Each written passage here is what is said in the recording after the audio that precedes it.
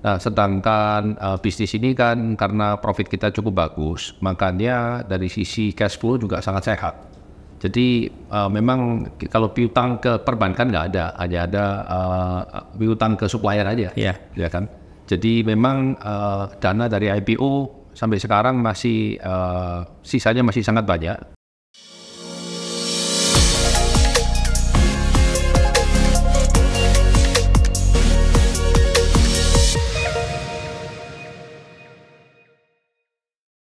Halo Besti, kembali lagi di segmen Simtalk Podcast. Kali ini kita bersama Avia Paints ya di Surabaya. Jadi tadi kita sempat keliling-keliling ditemani Pak Robert ya. Kita keliling-keliling ke pabrik, kita ngeliat luas pabrik 11 hektar dan memang pabrik ini berdiri sejak tahun 78.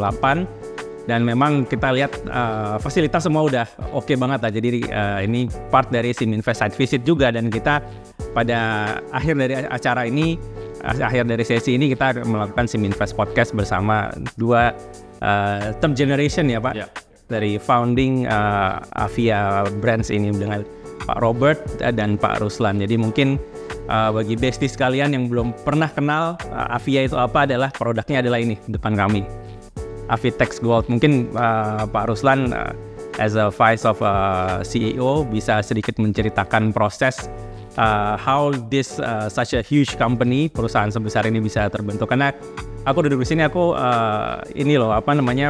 merasa bangga sekali karena bisa duduk dengan the 8th richest family in Indonesia berdasarkan Forbes list ya. Jadi hanya dengan jualan cat ya pada tahun 1978. Mungkin boleh sedikit diceritakan perjalanan dari Avia Pak. Jadi kalau kita kembali ke 78 itu, waktu itu kakek kita sebenarnya yang pertama memulai, makanya kita generasi ketiga di sini ya. Jadi sebelum kakek itu masuk ke bisnis pabrik cat, dia ini adalah pemilik toko bahan bangunan di Malang. Jadi di kota Malang ini dia adalah pemilik toko bahan bangunan. Udah lebih dari 10 tahun gitu kira-kira. Lalu ada kesempatan untuk mendirikan pabrik ini gitu. Jadi makanya di tahun 78 dimulailah pabrik ini. Lalu ya papanya Robert sama papa saya itu mulai terlibat tahun 83. Jadi selama 5 tahun itu kakek itu nggak masih ibaratnya sendirian. Jadi lalu tahun 1983 baru papa kita diminta untuk bergabung untuk membantu. Jadi toko bangunannya di Malang itu dioper sama dia, dijual ke adik tirinya. Jadi mulanya Avia, jadi mulai tumbuh sampai ke sana. Saya generasi ketiga mulai masuk di tahun 2000. Robert di tahun 2009. Berarti selisih lumayan ya, sekitar 10 tahunan ya. Betul. Berarti toko itu yang namanya toko 73 ya. Tadi kita sempat keliling di atas di Innovation Center, itu toko 73 ya. Karena nomornya 73. Jalan Wetan Pasar nomor 73. Ya, nomornya itu nomor 73. Jadi dia waktu itu cari ide mau nama toko apa, ya udahlah namanya ya nomornya itu aja ya, nomor 73 makanya. Berarti dari toko 73 akhirnya finally mengakuisisi pabrik gitu ya ceritanya Pak. Betul. Jadi ya memang, tapi kakek kita itu memang punya kemampuan yang cukup unik dalam mencampur warna. Jadi kalau dibayangin biasanya kalau ada motor lalu atau mobil, kalau misalnya ada butuh warna sedikit untuk touch up karena kecelakaan kecil maupun kecelakaan besar, mereka itu biasanya caranya itu adalah dilepas itu tutup bensinnya itu dilepas. Dilepas, dibawa ke toko cat. Saya butuh warna ini, berapa banyak? Nah, mau 1 liter, setengah liter, berapa lah. Kakek kita ini pinter banget untuk nyampur warna itu. Jadi dari sanalah nama dia ini terkenal. Jadi makanya semakin hari tokonya semakin ramai. Jadi mulainya itu memang toko itu hanya lebar 1,5 meter gitu. Dalam waktu nggak nyampe 2 tahun, tetangga-tetangga dibeli semua sama dia. Jadi dia juga tentu tidak luput dari faktor hoki ya, karena Indonesia di perjalanannya selama berapa puluhan tahun ini kan pernah ada terjadi devaluasi. Betul. Jadi ada satu cerita yang dia share ke kita, pada saat ada devaluasi itu, karena toko dia ini rame, dia ini dimintain tolong sama salah satu supplier, saya lupa supplier dari pabrik mana waktu itu, untuk beli barang dia. Dia bilang dia nggak mau asalnya, tapi dia bilang akhirnya dirayu-rayu sampai akhirnya dia mau deh. Ya udahlah. Jadi seadanya duit waktu itu sama dia dibeliin cat. Ternyata nggak lama terjadi devaluasi. Coba kalau waktu itu dia nyimpen duit, kan nggak naik duitnya. Iya, betul. Tapi dia nyimpennya cat semua gitu. Jadi kena kejadian itu yaitu faktor hoki dia juga. Jadi dia waduh, jadi kekayaannya berlipat-lipat karena dia berani invest di cat semua waktu itu. Waktu dia di toko ya. Nah, jadi makanya pada saat dia pabrik cat ini dimulai, ya dia akhirnya mengambil keputusan ya wes. Kelihatannya jodoh saya ini memang di sini. Jadi dia waktu invest di pabrik cat ini mulai umurnya itu 50 tahun. 50 tahun. 50 tahun dia baru mulai ini. Di tahun 78 itu kakek kita itu berusia 50 tahun. Berarti Jadi muda. buat bestie sekalian nggak ada kata terlambat ya untuk memulai ya. Betul. Usia 50 tahun start bisnis cat dan sekarang menjadi 8 richest family. Oke. Dan kalau ngelihat sendiri sepanjang perjalanan dari awal sampai sekarang, sebenarnya tantangan apa sih di bisnis cat yang paling besar dilihat? Apakah dari sisi kompetisi atau dari teknologi? Otomatis dari sisi kompetisi ya, bagaimana kita harus berjuang terus untuk selalu berinovasi dan bekerja keras untuk mendapatkan market share terus gitu. Jadi yang dulunya hanya dari pabrik kecil dengan 18 karyawan, sekarang sudah menjadi 8.000 karyawan gitu. Dengan market share sekarang market leader ya di beberapa segmen untuk produk-produk Avia. Oke, dan mungkin kalau Avia ini saya melihat analisa keuangan ini memang perusahaan yang cukup sehat ya Pak. Jadi bisa dibilang kalau kita lihat di berita Avia sempat invest in Sun ya, obligasi negara, uang itu cashnya itu cukup banyak dan memang hutang sangat kecil sekali ya, porsi hutang sangat kecil. Dan bisa dijelaskan ya kira-kira gimana secara bisnis ini kok bisa bisnis cat ini bisa menghasilkan very cash rich? Apakah memang karena low capex need atau gimana Pak? Ya. Mungkin kalau dari sisi capex memang bisnis cat ini cukup rendah. Jadi capex rutin kita setiap tahun itu boleh dibilang hanya 2% dari sales kita. Nah, sedangkan bisnis ini kan karena profit kita cukup bagus, makanya dari sisi cash flow juga sangat sehat. Jadi memang kalau piutang ke perbankan nggak ada, hanya ada piutang ke supplier aja, ya kan. Jadi memang dana dari IPO sampai sekarang masih sisanya masih sangat banyak karena kita selalu melihat bahwa dalam menjalankan bisnis ini kita ini harus selalu disiplin.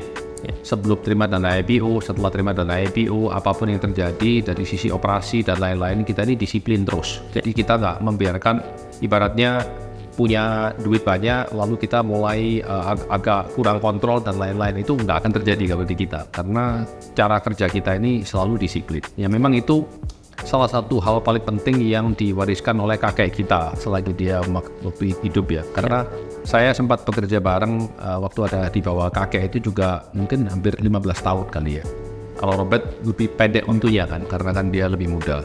Jadi dari kakek itu kita belajar sangat banyak karena tentunya nilai-nilai apa yang menurut dia bisa membuat bisnis ini semakin tumbuh, ya kita sebagai generasi ketiga kepingin ngikutin terus. Oke. Jadi kedisiplinan itu penting, lalu integritas. Ya kakek kita ini nggak pernah mau istilahnya dia bilang hidup sekali ya, jangan cari masalah lah.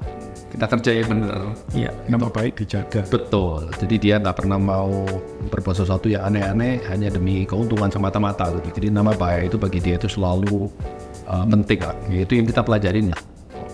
Dengan belajar dari kakek. Oke, jadi memang kalau tadi saya sempat bahas secara financial itu very good shape, terus dari manajemen sendiri memang in a very high quality hands ya, in very good hands. Dan mungkin bestie sekalian kalau perhatikan tipikal perusahaan Avia ini, kalau saya bisa bilang tipikal perusahaan layak investasi ala Warren Buffett ya. Jadi Warren Buffett as a world most famous and richest investor itu kan dia punya beberapa tick sebelum berinvest, dan kalau kita melihat sendiri secara analisa memang poin terpenting dari Avia ini adalah quality of the management. Dan kalau kita lihat juga in terms of historical bisnis ini sudah ada dari dulu dan tetap jualan brandnya pun dari dulu Avia ya. Jadi mungkin sedikit cerita kenapa lambangnya bebek ya Pak? Karena sebenarnya nama avian itu kan identik dengan burung. Ya. Kalau kita pernah tahu ada sejarah, ada yang namanya flu burung itu kan namanya avian influenza. Ya.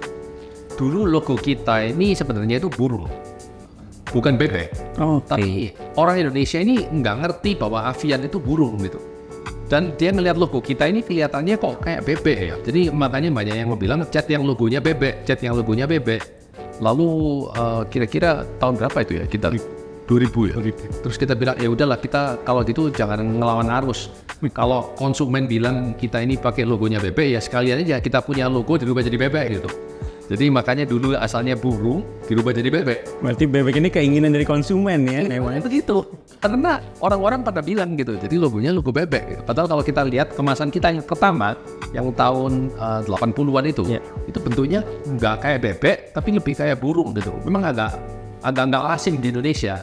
Jadi makanya ya itu karena keinginan konsumen ya kita ngikut aja. Oke, kita berubah jadi bebek. Jadi habis sekarang kita pakai logo bebek. Oke, berarti nama avian ini ditemuin sama Kong atau? Ya, bisa begitulah. Oke, I see. Dan memang dipertahankan terus sampai sekarang ya. Mungkin yang jadi pertanyaan berikutnya mungkin biasanya kalau kita ke konglomerat itu biasanya yang muncul satu orang. Ini mungkin Besti di rumah bertanya nih, kok ini dua orang? Mungkin ceritanya gimana kok bisa warisan dari generasi sampai generasi ketiga? Mungkin dari generasi kedua juga sudah running to family ya? Ya, jadi kakek kita ini punya anak 5. Ya. Ayah saya ini anak paling gede, ayahnya Robert ini anak paling kecil. Jadi lalu dia punya 3 anak cewek. Nah, tentunya dari awal di tahun 1983 tadi saya share bahwa papa-papa kita mulai bekerja itu mereka berdua ini dipanggil sama kakek suruh bantu. Sehingga dari sisi responsibility pun juga ngikut. Jadi papanya Robert ini dari dulu selalu di produksi research and development operasional. Sedangkan papa saya selalu di sales sama marketing. Jadi pada saat kita mulai diajak untuk bergabung di sini ya kita meneruskan. Tapi going back to your point Pak, maksudnya di tempat kita ini kakek ini meskipun dia nggak lulus sekolah ya, dia paling cuma SD kelas berapa ya. Tapi dia punya suatu kebijaksanaan bahwa menurut dia bisnis keluarga itu kalau terlalu banyak yang terlibat ini rawan bermasalah, konflik. Jadi oleh karena itu dia udah memberikan aturan bahwa di generasi ketiga yang boleh terlibat hanya satu dari masing-masing keluarga. Jadi saya merepresentasi keluarga papa saya, Robert merepresentasi keluarga papa dia gitu. Tugas kita pun sama dari dulu. Jadi saya selalu di sales and marketing, dia di operational development. Jadi dilanjutin aja kerjaan papa kita dulu. Berarti akan lanjut sampai generasi 4 nanti? Ya ini tergantung dari mereka ya, karena kalau kita ngelihat sebenarnya kita ini tujuan kita dari IPO itu apa sih? Karena kalau tadi Bapak bilang bahwa cash flow kita sehat, profit kita juga baik, kita ini sebenarnya tidak memerlukan dana dari sisi IPO. Tapi yang kita butuhkan untuk dari IPO itu adalah kita kepingin perusahaan ini yang udah dibangun oleh kakek kita semenjak tahun 78 ini bisa terus berlangsung sampai ratusan tahun kemudian. Dan kita percaya bahwa cenderung terjadi konflik apabila pemegang saham ini semakin hari semakin banyak, ya kan? Dan tentunya kita generasi ketiga tambah banyak dong orangnya. Dari generasi kedua 5 anak, begitu 5 anak ini menikah semua, punya anak lagi, generasi ketiga bisa 10, 20 orang, hampir semua sudah menikah. Berarti kali 2, 40 orang gitu kan. Apalagi punya anak semua kan. Wah, jadi kita bayangin kalau kita sampai tidak melanjutkan proses perusahaan ini menjadi perusahaan publik, nanti banyak masalah. Jadi itu langkah pertama. Tapi kembali ke pertanyaan Bapak soal generasi keempat, apakah anak kita melihat bahwa kedepannya next steps-nya setelah kita jadi perusahaan publik itu melakukan transisi dari family members ke profesional. Ini yang harus kita pikirin untuk next ya. Artinya ini bisnis yang bergenerasi-generasi dan diperkirakan harus berlanjut terus generasi keempat, even 40 bisa terus ya. Jadi menjadi legasinya kakek. Betul. Pas, cocok banget sama filosofi investasi Warren Buffett ya, yang saya bilang bahwa kalau company ini udah running in a good hands, punya cash flow bagus, earnings bagus, margin bagus, we invest for no time horizon. Invest bahkan bisa menjadikan investasi di saham Avia ini sebagai legacy as long as the brand ini masih tetap dijual ya. maka akan tetap mengenerate cash flow dan net profit margin 20% ya Pak ya, sekitar segitu ya. Ya year to date ini 22,6 kalau nggak salah. Ya 22,6 ya, jadi salah satu bisnis yang memang marginnya tebal sekali ya. Jadi mungkin ini untuk menutup bincang-bincang singkat kita hari ini bahwa Avia ini adalah sebuah perusahaan yang memang layak untuk diinvestasikan untuk bestie sekalian di rumah. Dan mungkin ada pesan-pesan terakhir penutup dari Pak Ruslan atau Pak Robert. Kalau ada kebutuhan ngecat rumah, jangan lupa pakai Architects Gold. Ini produk terbaru dari Avian Brands yang paling hebat deh. Bisa untuk eksterior dan interior. Ketahanannya sampai berapa lama Pak? Ini bisa tahan at least 5 years bisa. 5 years ya. Oke, good.